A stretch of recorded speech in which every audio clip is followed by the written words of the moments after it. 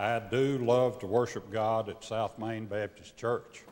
I tell you, these Sundays have been one of the nicest things that's happened to me in quite a spell, as we say in Texas. Thank you.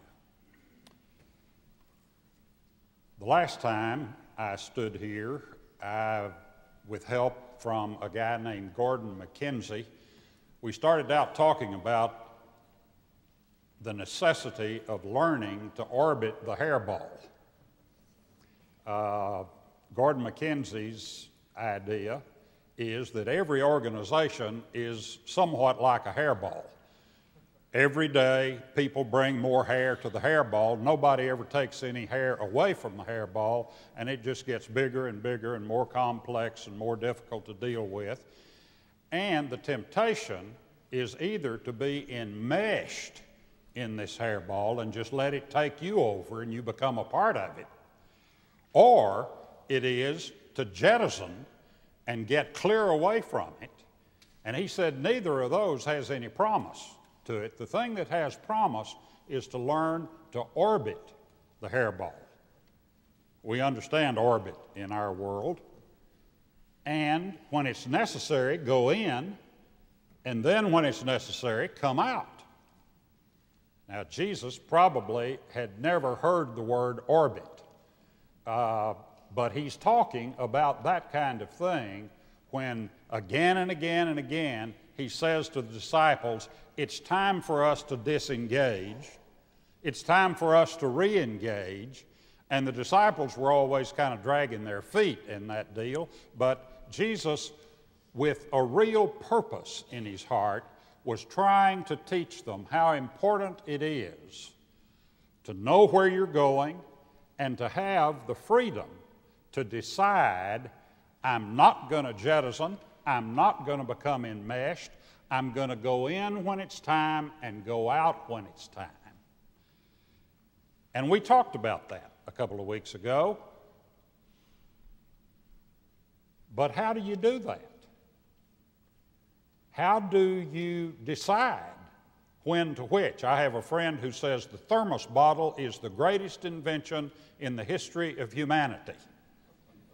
You put something hot in it, it'll stay hot. You put something cold in it, it'll stay cold. How does it know? How did Jesus know when it was time to get out and time to come back in? There's a lot of ramification there for us today, a lot of ramification for you today. I want to tell you a story that I know most of you have heard a jillion times. But I'm not going to apologize for it because it's a story that everybody needs to hear. And I know for sure that everybody in this room has heard the story at least once. I would bet my annuity fund on that. The preacher came to a time in his proclamation that he felt he must bare his heart and share with the listeners what was really important. If my life is going to be a masterpiece, since I have been sent by God to come into this world and give myself to a calling, to a vocation of really doing something significant for God, how am I going to do that? And he tells them. One of the best members of the congregation grabbed his arm afterwards and kind of took him aside and said, "You shouldn't have said that." "What do you mean?" "Well, that's not going to happen. We're going to see to it that that's not going to happen. Over my dead body will that happen. It didn't." And the preacher said, "Get out of my way." And he called the whole group back together and deepened the message. We heard it read just a moment ago. I'm talking about Jesus. He said to those disciples, it's time to go to Jerusalem. If I'm going to do the masterpiece I was sent here to do, it involves going to Jerusalem. And they were saying, you can't do that. It's hazardous to your health. You may get killed. Jesus said, I am following the Father's leadership, and I am going to Jerusalem. Get out of my way. Get behind me, Satan, is the words the King James uses. How do you know when to which? I think you know when you get in touch with your gifts and when you use those gifts at your level of ability. You don't have to be Michelangelo. You don't have to be whoever is your hero. All you're called to be is what God is asking you to do, and to stay in touch with God and to learn that every single one of us has some unique giftedness. And if we'll take that unique giftedness and keep offering it to the Father and listening to the Father as Jesus did, we will find the leadership necessary for us to know when it's time to go to Jerusalem and when it's time to celebrate the resurrection. The gifts. There are several lists of gifts in the New Testament. 1 Corinthians 12 has about 13 gifts, if I didn't miscount. Romans, we just heard read, has 7. There are a couple of places that just have 2 or 3, and in all of those gifts, music is not mentioned. Duh. Why would Paul go to all the trouble of listing those gifts and not mention music?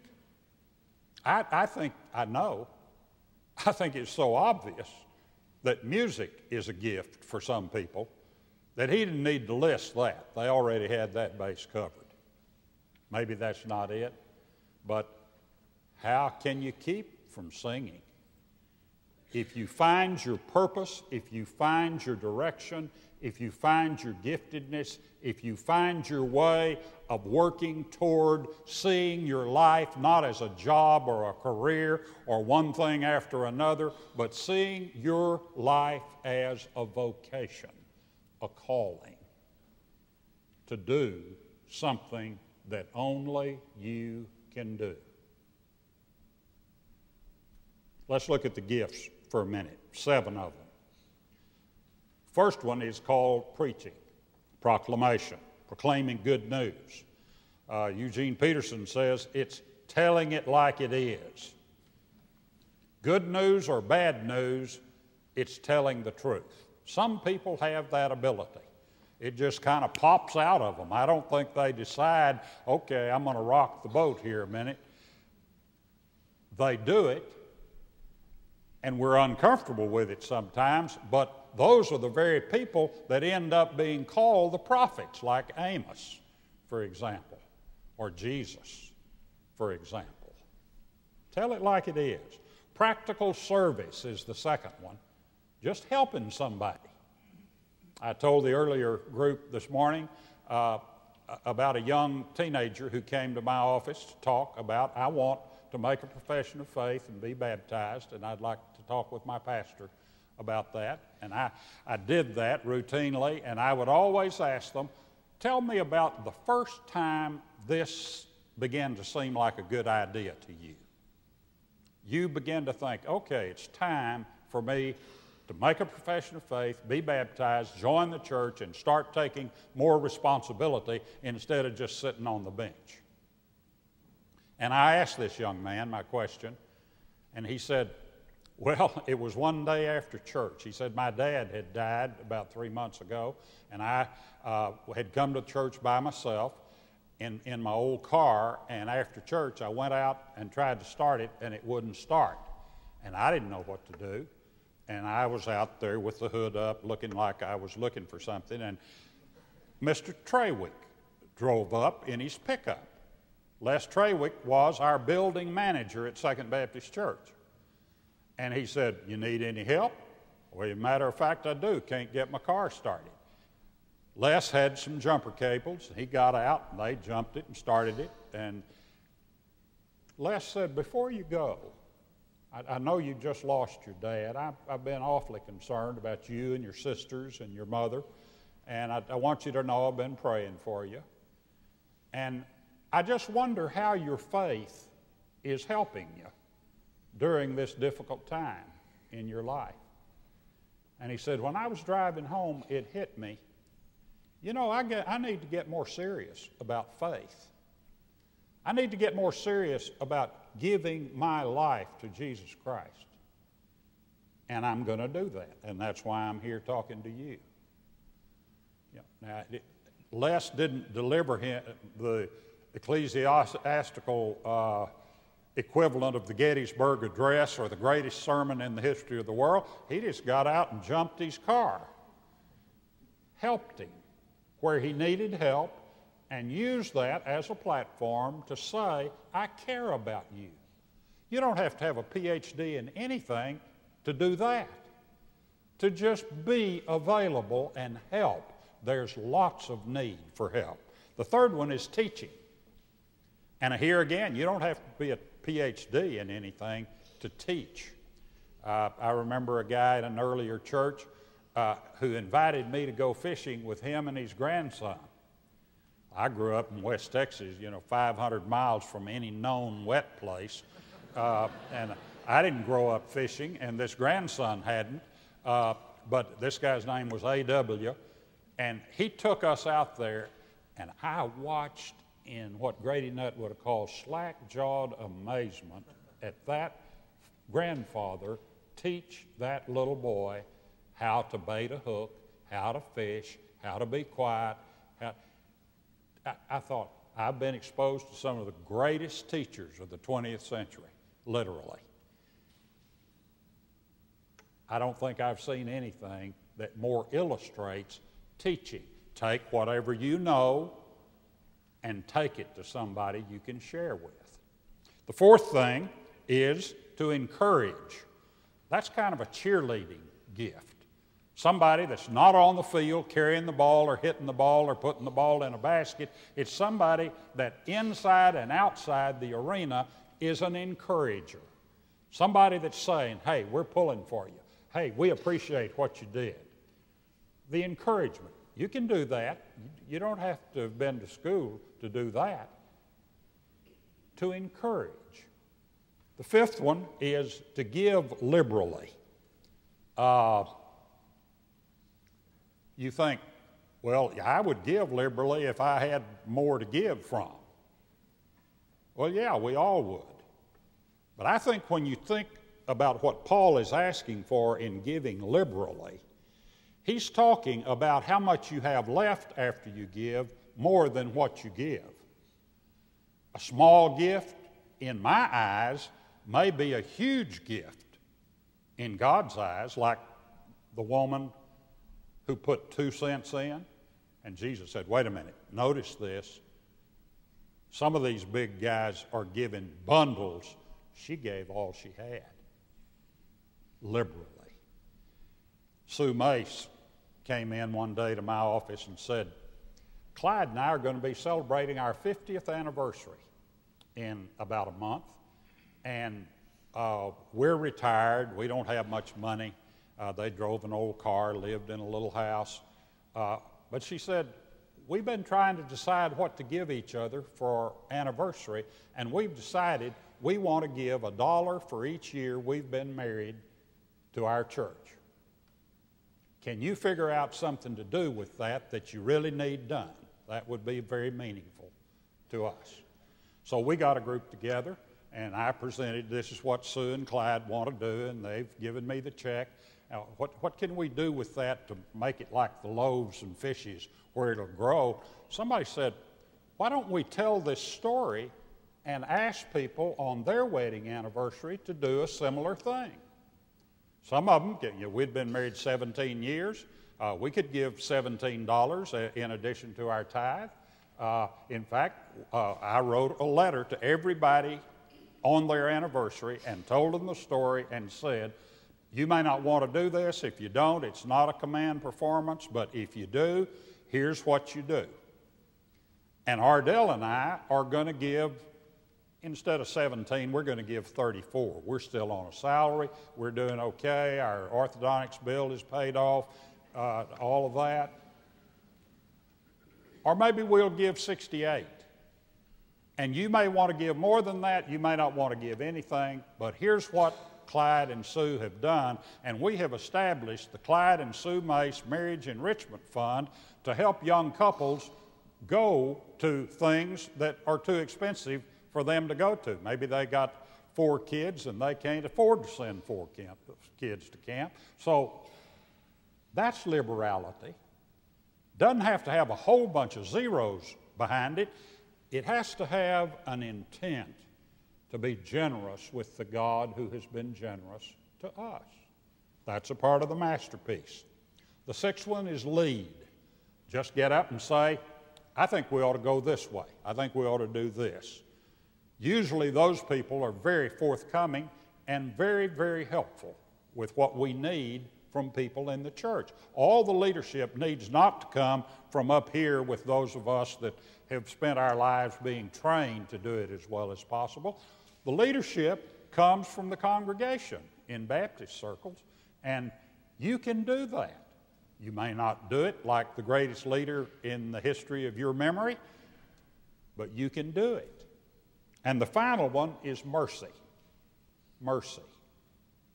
Caring. Compassion. Reaching out. To give somebody, to share. You know, a real good summary of everything I'm saying is right here in your worship guide. 3 big things. Worship God, discover your gifts and your opportunities, and share. You can do that. You are called to do that. I was walking in the mall Friday in San Antonio. The North Stark Mall has a good air conditioner, and that's a really good place to walk in San Antonio this time of year. And we have a new great-granddaughter. Do I keep mentioning that? And it is just uncanny to me how much more attention I pay to these little fellows in buggies and their mom or dad pushing them down the hall at the mall. And I saw this little girl that was, if anything, she was cuter than my great-granddaughter. She was just priceless. And I was just mesmerized. And then I looked at her mother, and her mother looked like she had lost her last friend. She was just kind of stooped over and just, you know, she seemed to be hurting. And I was thinking about what I was going to say to you today. And I thought, now, how can I put this in my masterpiece?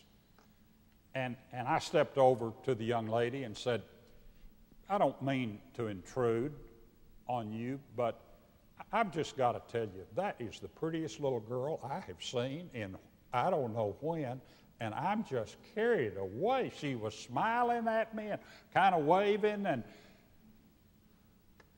the mother kind of lifted her countenance and said, thank you, mister. I needed that.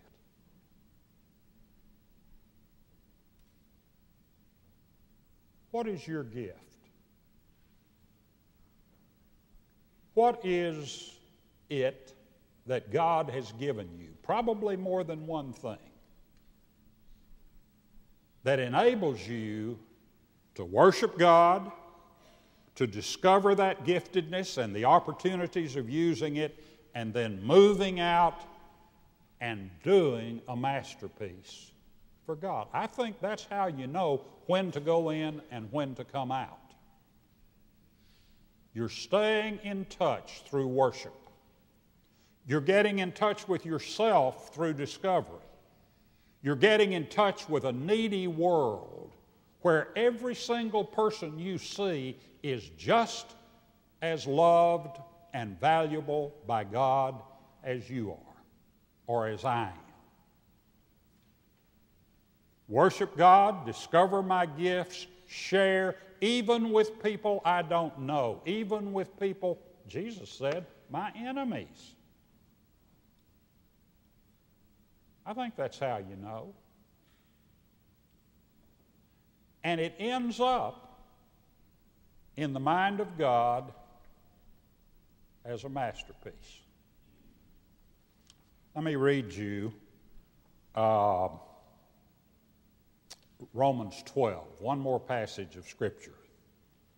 This is from the Peterson translation, the Message. So here's what I want you to do, Paul said, God helping you.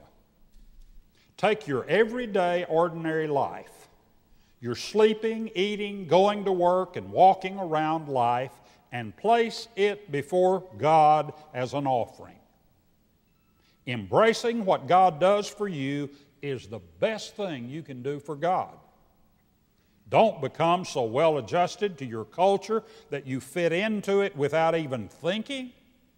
Instead, fix your attention on God. You'll be changed from the inside out. Readily recognize what God wants from you and quickly respond to it. Unlike the culture around you, always dragging you down to its level of immaturity, God brings the best out of you, develops well-formed maturity, or helps you do your masterpiece. God can help us. The King James Version says, don't be conformed to this world. Be transformed by the renewing of your mind, that you may demonstrate what is good, what is acceptable, what is perfect. The perfect will of God. The perfect masterpiece from your life as a gift to God. Oh, wait a minute. 2 Sundays ago, I asked you to see your life as a challenge to make a masterpiece. Now I'm quoting Paul saying it's got to be perfect. Is that realistic? You have to understand what the word perfect means in Greek. The Greek word is teleos, and it doesn't mean flawless or without problem. It means it fits. Something that's perfect fits. Like the key in my pocket. You know, I go to the hotel, put it in, it's just perfect. It works. It fits. Years ago, I used to do some management consulting with Jackson Hines and the people at Intex, one of the natural gas companies in Houston, and I would fly in and out of here from Lubbock and work with those delightful people. Our seminar that day went into overtime, and I didn't get to eat lunch, and we didn't have any snacks or anything. And I was starving.